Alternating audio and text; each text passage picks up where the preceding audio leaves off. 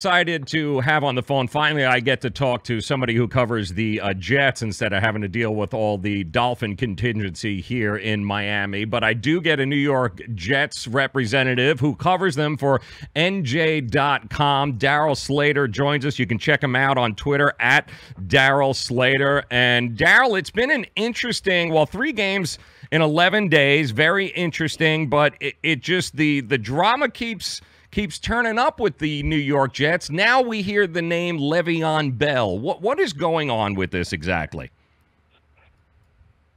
Yeah, this is just, I think, a case of the Jets doing their due diligence and checking with the Steelers on LeVeon Bell. Obviously, the Steelers have put it out there that they'd be willing to trade Bell, and he's a tremendous talent. Has been a significant headache at times in Pittsburgh, but has performed fairly well. He's got a lot of mileage on his body. He turns 27 next off season in February. So I think when you look at this, I don't think it makes much sense for the Jets to trade for him. I think a win-now team in 2018 would make more sense for him in terms of a trade destination, and that's because of the parameters of his contract. He doesn't really have a contract right now, but because of the parameters of the franchise tag, he can't sign a long-term deal until after the season. So he's going to hit free agency almost certainly.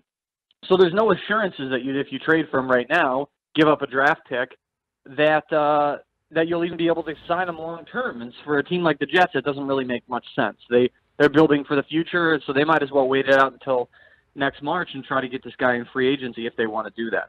And so people don't understand, because I've heard this a lot. A lot of people put him in the Khalil Mack category with what the Bears did with whatever team ends up with him, that somehow they're going to be able to sign him. But this is not a Khalil Mack situation. No, it's different. So Khalil Mack in 2018 was going to be in the 5th-year option of his rookie contract. So at that point, any team that traded for him, they could immediately sign him to a long-term deal. The thing with Le'Veon Bell is he was franchise tagged this past offseason. He has yet to sign the franchise tag. And what the franchise tag really is it's a 1-year contract for a big chunk of money for this year. There's also he could have signed that franchise tag earlier than mid-July, like say in May or June. And if he had signed it, then he would have had until the middle of July to work out a long-term contract with the Steelers. Or they could have traded him and he could have worked out a long-term contract with somebody else. But there's a hard and fast deadline that happened already long ago in the middle of July. And after that deadline passed, Le'Veon Bell, he didn't sign the franchise tag. But even if he had, after that deadline passed, if there was no long-term contract agreement between Le'Veon Bell and the Steelers, or if he had hypothetically been traded, if there had been no contract agreement between him and his new team, then he has to play this season on that 1-year contract that I mentioned. He has to. So he cannot sign a long-term contract until the new league year begins next March. So in effect, he can become a free agent. Of course he'd want to do that. He wants to test the open market when he can, and who can blame him? So that's why the situations are completely different, not at all the same. And that's why, as I said, there is no way that Le'Veon Bell could not be a rental player for this season, 1 year.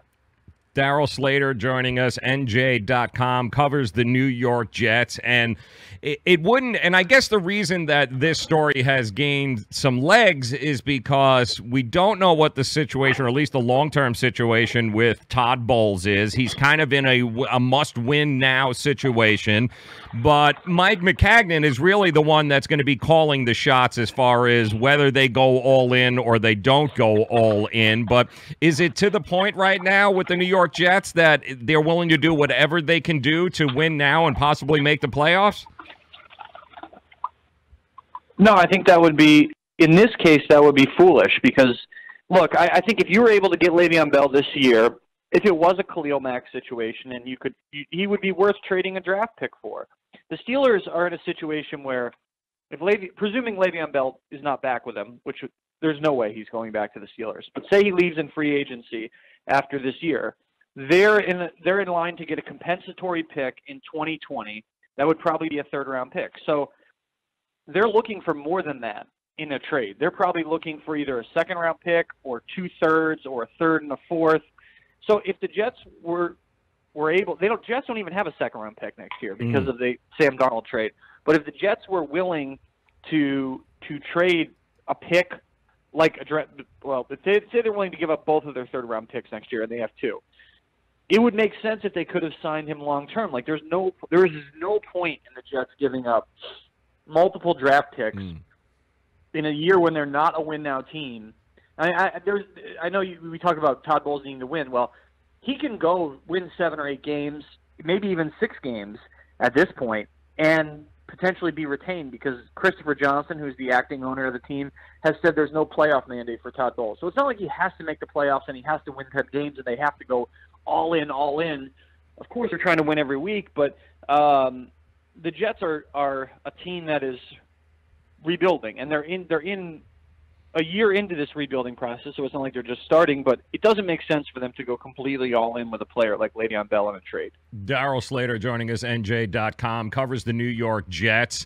How impressed are you? You mentioned you have a new acting president, CEO there, Christopher Johnson. How impressed are you that the hands-off approach he has taken thus far, really allowing Mike Maccagnan and the football people to make the decisions about the direction that the New York Jets are heading right now? Yeah, no, I think that's the right approach. I mean, he mentioned when we talked to him before the season that he doesn't consider himself a Jerry Jones type. And, of course, people forget Jerry Jones had a background in football and has been doing it a long time. So, yes, he's made some mistakes, but he certainly has some credentials. Christopher Johnson doesn't have any credentials in terms of football. It's not like he ever played football. He's a rich man who happens to, his brother happened to have bought the team. But I think not to diminish the job that he's done, as the acting owner so far. I think from a player's perspective, they feel like he's done a really nice job of listening to them on a lot of these issues in terms of, especially the national anthem and social and racial justice issues and reform that some of these players are trying to get. But I think Christopher Johnson is smart enough to know his limitations, and he's smart enough to know that the organization hired football people like Mike Maccagnan to scout players and do those sort of things. So whether that turns out the right move, the hiring of Maccagnan in the long run, we'll see. But I think Christopher Johnson understands that the better option for the organization is to let Maccagnan make those decisions, not him, Christopher Johnson.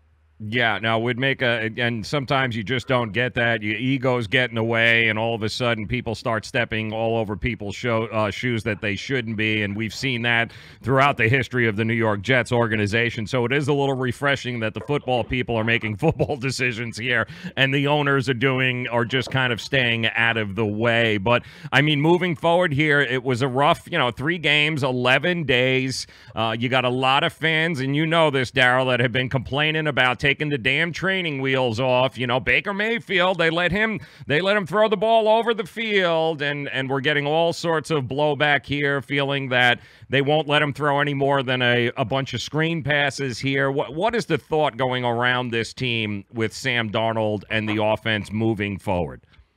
Yeah, I think at some point the Jets need to get a little bit more dynamic in terms of what they're doing on offense, whether it's the play calling or whether it's Darnold seeing some opportunities that are open downfield, because there have certainly been some reads that he's missed.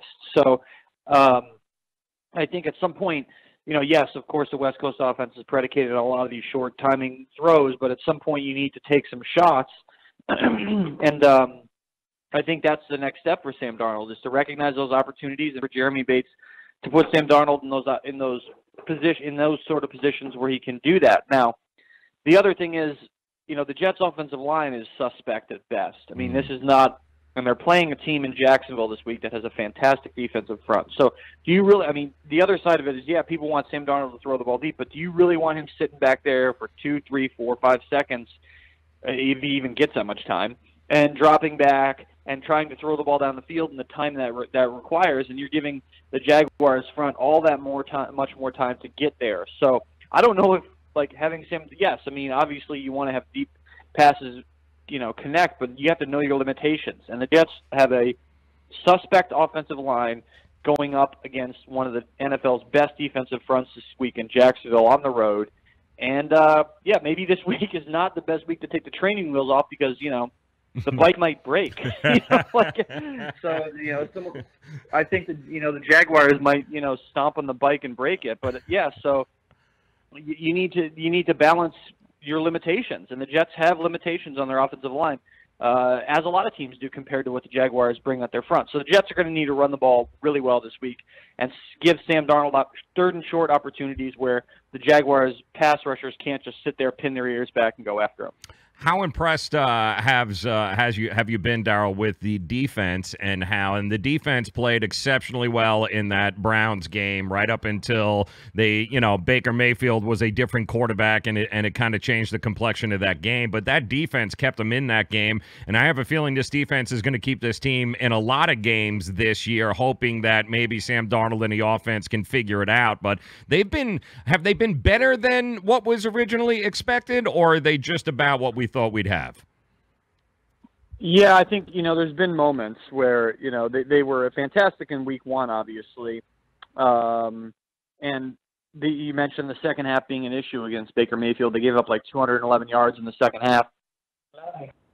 Obviously, the Jets' offense was a bigger problem in Cleveland. But the things they've done well is in the opener, they did force some turnovers, finally get some takeaways, and they had an interception return for a touchdown by Darren Lee, and Jamal Adams finally got his first interception. But there have also been untimely penalties, especially Morris Claiborne had two very costly defensive holding penalties the last 2 weeks, which led to points for the opposition. And the Jets don't have a large enough margin for error to have those sort of dumb penalties, untimely penalties. So it's been a mixed bag for their defense so far, I think. Yeah, and it's going to be a very interesting game. Of course, the Jacksonville Jaguars is next on the list there. He is Darryl Slater, NJ.com. Some great stuff covering the New York Jets. I highly encourage you, if you are a Jets fan, if you want to see what's going on with the team, there is no better place to do it than NJ.com. Check out Darryl Slater. Make sure you follow him. It's on the screen there, at Darryl Slater. And Darryl, I appreciate you taking the time, man. This is a lot of fun. I hope we can do this again, too, moving forward. Yeah, sure. Anytime.